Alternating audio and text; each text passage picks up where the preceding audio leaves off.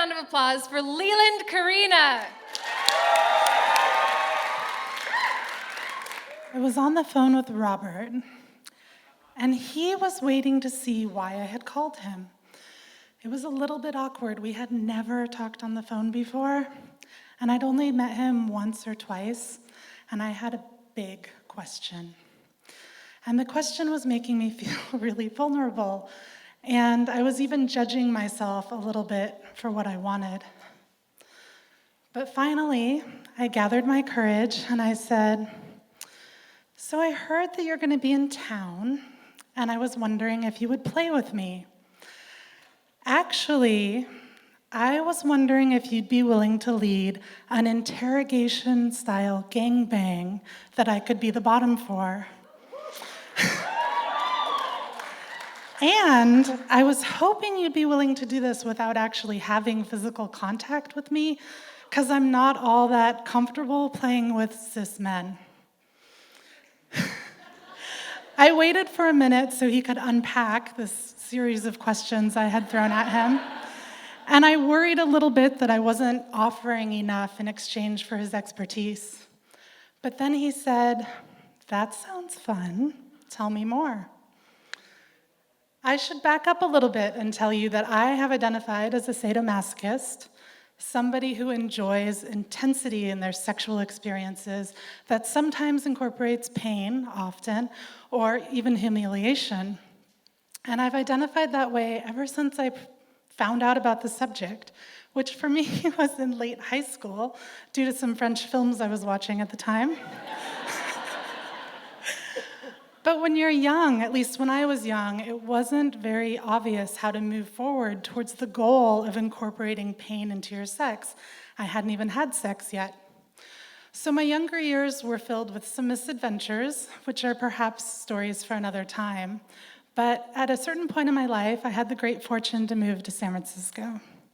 And in San Francisco, I joined the kink and leather community, and I learned how to ask for what I want, and more importantly, how to say no to what I didn't.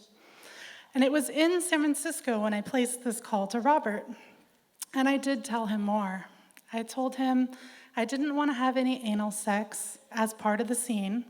I didn't want to be hit on my head or my face. And I didn't want any marks left on my body for more than a month or two, give or take. And I also requested that if anyone was going to have sexual contact with me, that they do it using safer sex procedures. Robert thought all of that sounded good, and he asked a few questions of his own. He asked if I would be comfortable with mind fucks. So, to the uninitiated, that means intentionally destabilizing or confusing somebody during a scene. I said, yes, please try. He also asked if I'd be willing to wear clothing that could be ruined during the scene. Sounded good to me. And his last question was if I was okay with duct tape on my skin and around my hair. My head was more shaved at the time, so I was fine with all of that. So as we move forward towards the day of the scene, we both had jobs.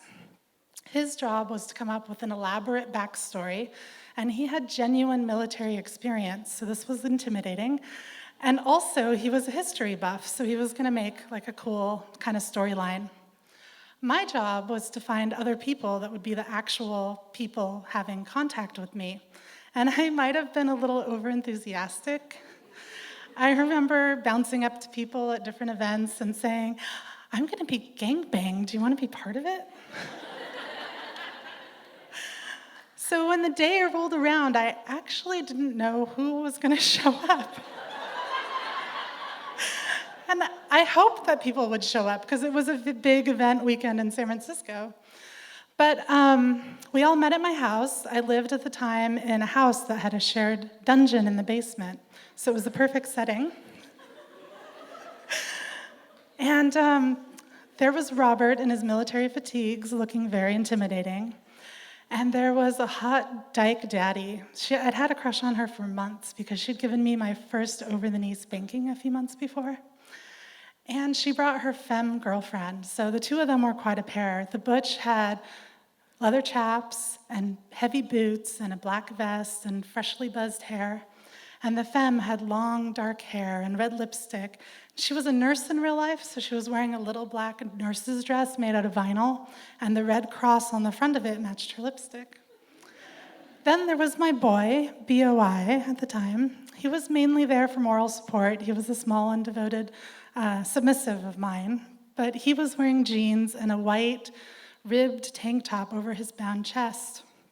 And then 2 of my friends were there too, and they were pretty casual, wearing jeans and black tank tops, I think, and their little faux hawks matched each other, which was cute. So all in all, it was a pretty good group for a gangbang.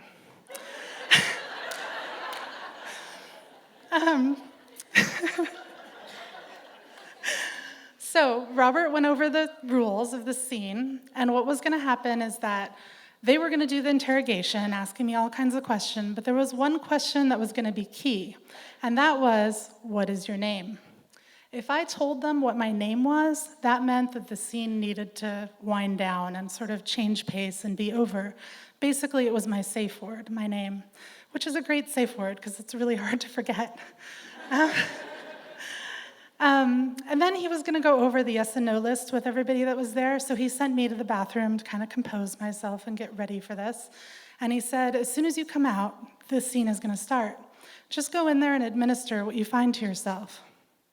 Okay. So I went into the bathroom, and I remember closing the door behind me, and taking a look in the mirror and saying, I can do this. I want this. I asked for this. And then I looked over to my right, and there was an enema kit. I had clearly negotiated that there was going to be no anal sex, right? Why was he having me prepare myself? Did I need to say something? But I knew as soon as I opened the door, gangbang on. So I sat there on the toilet with the enema kit in my hand, feeling the tension kind of mount. And it dawned on me, this is probably Robert's sense of humor. This is probably a mindfuck right here is what this is. So I gave myself the stupid enema, and I hoped that they weren't too close to the door as I expelled it in the toilet. And I silently cursed Robert because I knew that this meant for the entire scene, my anus was going to be activated. But I decided I was ready. I left the bathroom, and oh my God, it happened so fast. Hands came at me from every direction, and they took me down to the floor, and I heard the duct tape before I even lost my eyesight, and I was just completely on the ride. They picked me up, and I'm not used to being picked up. That's not a sensation that I'm used to, so I was really disoriented. But I felt them carrying me down to the dungeon, which is what I figured would happen, because where else would you have a gangbang, right? And once we got down there, they shoved me into a computer chair. And I knew this computer chair was my computer chair. And it had sort of rolling legs, and plastic arms. And I heard the sound of my clothes ripping, and then I felt the air on my skin. And within a minute flat, I was completely naked, and I was being tied, arms and legs, to the office chair. Now, I realized I was sitting here without any eyesight, with no clothes, naked, in the room full of people, but I felt really strong in my vulnerability. I don't know if I can explain that any other way. I just felt really strong and ready to take whatever they were going to come at me with. And that's when the ridiculous accent started.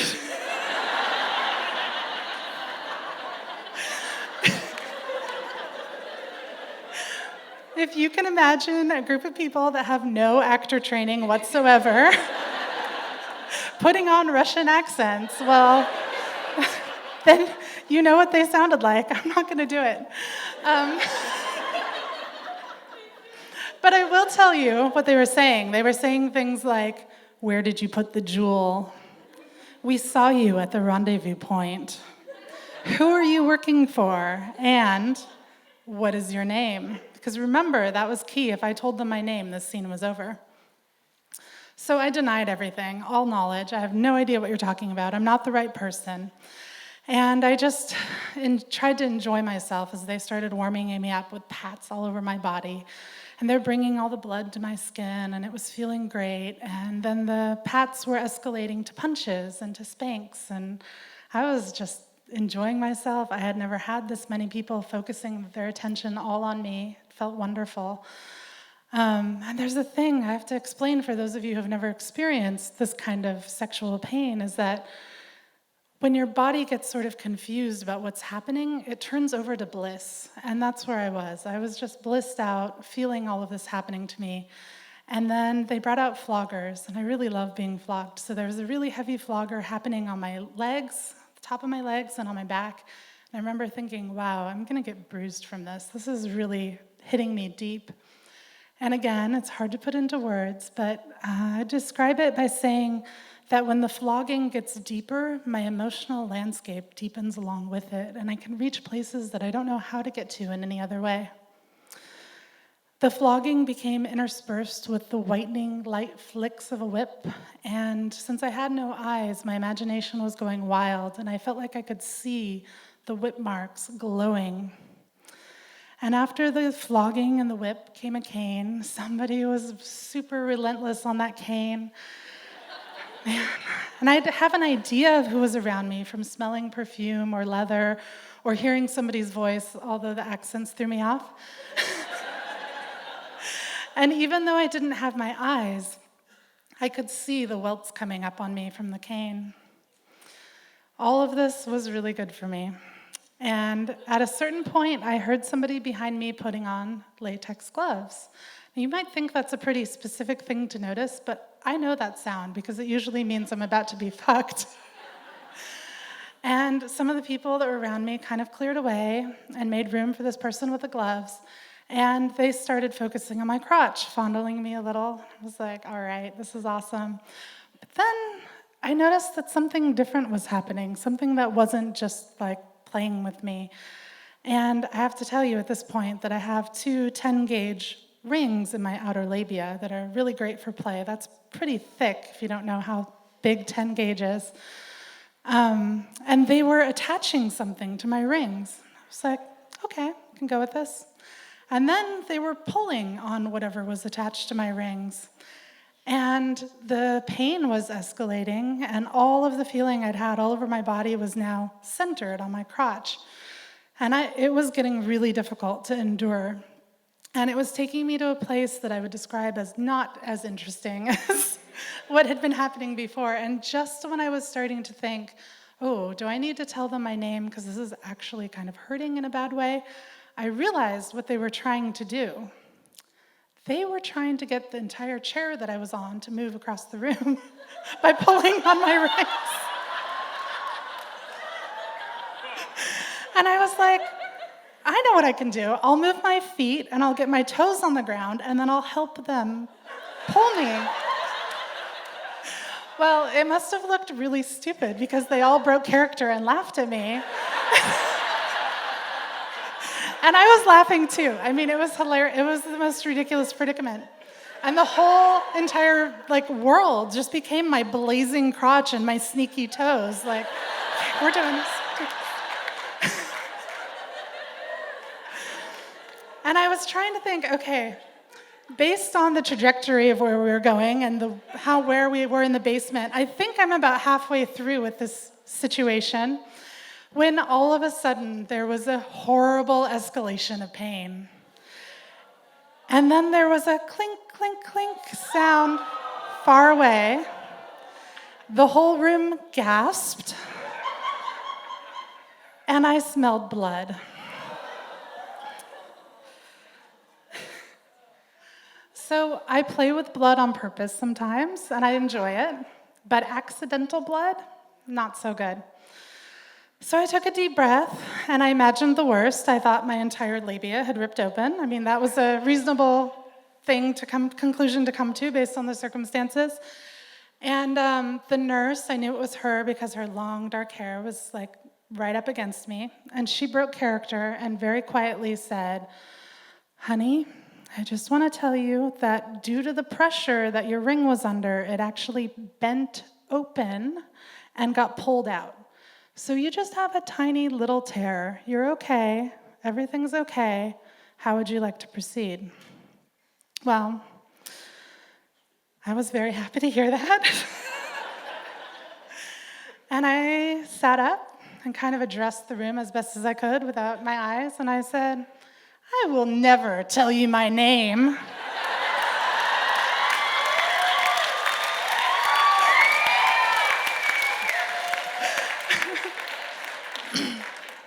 So I might have thought at the time that that was the climax of the scene.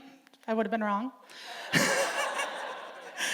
The nurse, being a nurse, she wants to keep everybody safe and clean, and she takes an entire bottle of rubbing alcohol and pours it onto my lap. So if any of you have ever had an open wound that you decided to put alcohol on, you know how much that stings.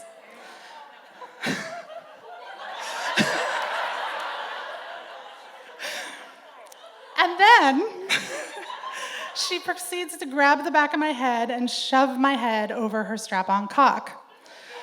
So I'm usually really good at taking a strap-on cock in my throat, and I can do it without gagging, or sometimes just with, that sexy tear-stained gagging.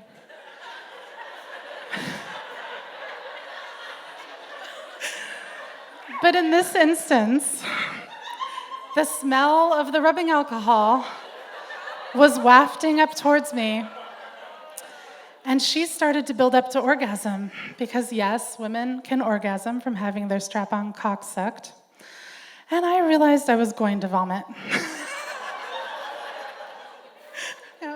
Vomit porn is a thing, it really is, but it's not my thing. I know you're all thanking me for that now. So I fought as hard as I could to let her reach her orgasm. And I tried to stay in that moment. And just as she did, like a final last thrust in my mouth, the vomit rushed forward and it filled the space around her cock. And she came and I swallowed.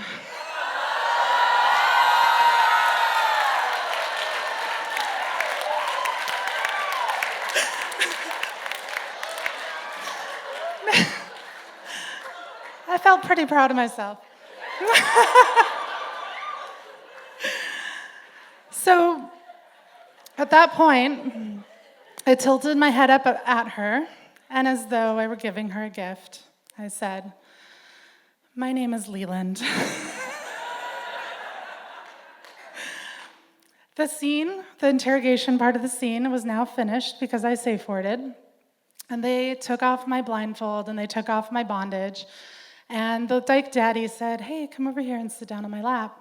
She pet my hair, and she said, "This has all been really awesome, and you did such a good job." I love praise. But is there anything else you need? Because this is a gangbang, and you haven't even been fucked yet. Thank you for noticing. So I felt kind of shy at that point. I think I just smiled at her, and she said, "I would really like to fist you." I take a look at her hands. They were really large, and I said, "I would be open to that challenge." So luckily, there were 2 other people that were still present that were interested in helping. So all 4 of us went upstairs, and we got onto my bed, and we were really cuddly. It was a whole different sort of feeling than the interrogation. And it turns out that if you want to be fisted by somebody with really big hands, all you have to do is find somebody who has small hands and medium-sized hands to go first.